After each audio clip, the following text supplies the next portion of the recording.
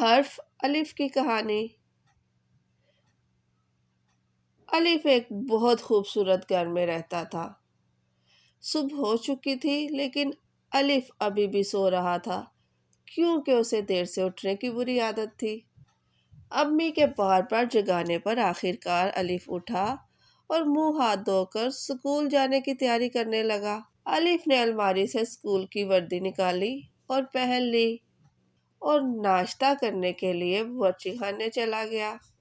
الف کی امی نے اسے ناشتے میں دودھ اور انڈا دیا لیکن الف نے دودھ پینے اور انڈا کھانے سے انکار کر دیا اور امی کے اصرار کے باوجود اس نے ناشتہ نہ کیا اور سکول روانہ ہو گیا۔ الف نے سکول میں اپنے دوستوں کے ساتھ مل کر مضر صحت چیزیں کھائیں۔ الف جب سکول سے گھر پہنچا تو الف کے پیٹ میں درد تھا، اس لیے وہ سیدھا اپنے کمرے میں چلا گیا اور رونے لگا۔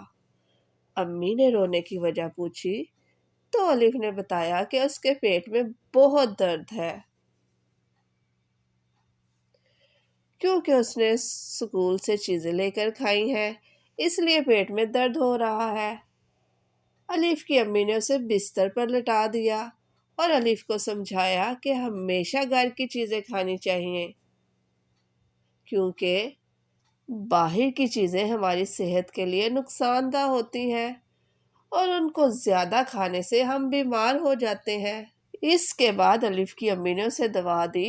الف کی امی نے اسے کھانے کے لیے انگور، اناناس اور انار دیے جو الف نے خوش ہو کر کھائے۔ امی نے کہا کہ ہمیں اللہ کی ہر نعمت کا شکر ادا کرنا چاہیے کیونکہ اللہ نے تمام نعمتیں ہمارے لیے پیدا کی ہیں۔